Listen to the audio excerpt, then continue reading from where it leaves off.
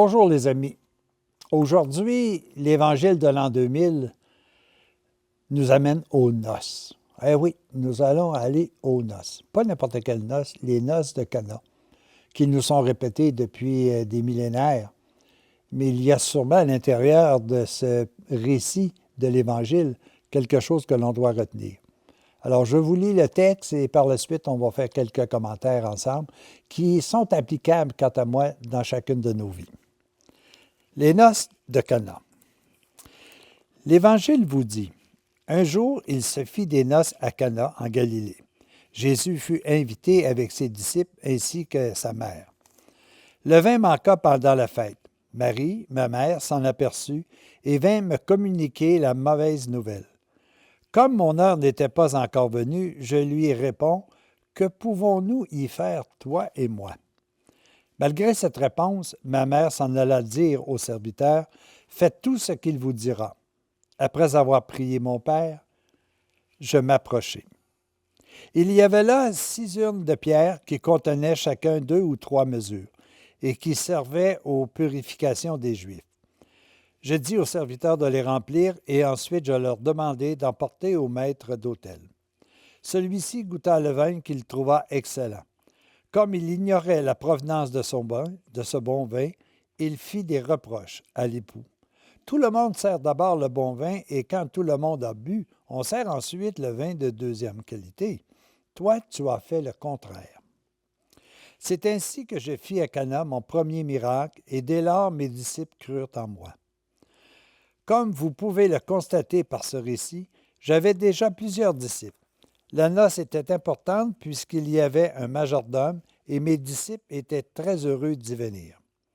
Pour la circonstance, il y a eu non seulement les disciples immédiats, mais les disciples des disciples, leurs femmes et leurs enfants.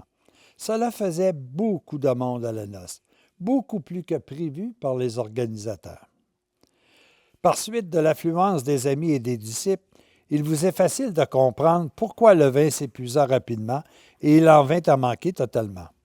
Ma mère était une maîtresse de maison accomplie. Elle s'aperçut tout de suite de l'embarras des organisateurs de la noce et de l'humiliation qui s'ensuivrait pour l'époux et l'épouse. Elle réalisait bien que nous étions la cause de cette lamentable situation pour être venue à la noce avec tant de disciples. Elle s'en émut et vint me mettre au courant dans l'espoir que je trouverais une solution. Pour elle, c'était un acte de charité que d'éviter aux époux une humiliation fort désagréable. Elle avait tellement confiance en moi que, poussée par l'Esprit Saint, elle s'en retourna dire au serviteur, « Faites tout ce qu'il vous dira. » Comme il n'y avait pas moyen de se procurer autant de vin qu'il était nécessaire, il ne restait qu'une solution, en faire sur place.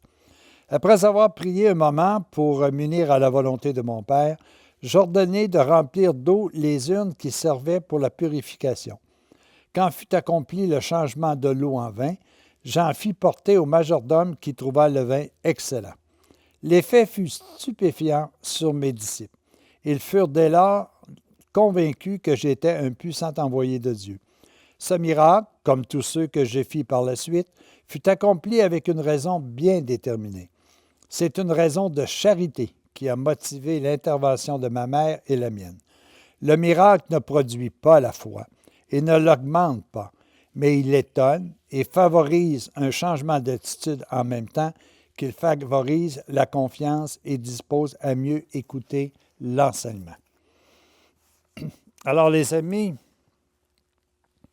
il y a une phrase qui est dite dans l'Évangile de Jean, au tout début, puis qu'on ne voit pas dans l'Évangile de l'an 2000. C'est dit le 3e jour. C'est tellement important, le 3e jour, dans toute la vie du Christ. On dit qu'il est mort, il est ressuscité le 3e jour. Mais dans cette étape-là, ici, c'est une étape qui précède. Le premier jour, c'était la venue de Jean le Baptiste, le précurseur. Il devait demander aux gens de se repentir. Le 2e jour, c'est le baptême de Jésus. C'est à ce moment-là qu'on accepte la venue de quelqu'un d'autre dans notre vie, qu'on accepte la venue du divin à l'intérieur de nous. Et le troisième jour, c'est tout simplement la révélation. C'est à ce moment-là qu'on commence à comprendre. Et toute cette étape-là est exprimée un peu en disant, et le troisième jour, il y alla aux noces. Mais après avoir fait chacune de ces étapes-là, c'est-à-dire s'être interrogé sur nous-mêmes, accepter la venue d'une nouvelle vie à l'intérieur de nous, la mettre en pratique, il y a quoi? Il y a une union. Il y a des épousailles, comme on dirait dans notre temps. Cette union-là, c'est l'union entre la vie matérielle et la vie divine. Et c'est ce que Jésus a fait lors des noces de Cana. Marie, elle est exceptionnelle à l'intérieur de ça. Vous savez, ça aurait été impossible à Jésus de réaliser le plan de rédemption si Marie n'avait pas accepté d'être la co-rédemptrice. Nos papes, les récents papes, le pape François, le pape Jean-Paul II, l'ont bien définie en ce sens comme co-rédemptrice. Puis elle n'a pas hésité, elle n'a même pas posé la question à Jésus, il est temps que tu le fasses. Non, c'est elle qui a lancé le plan de rédemption en permettant à Jésus de s'identifier publiquement comme étant le Sauveur. Alors, je pense que c'est important de voir le rôle que Marie a fait.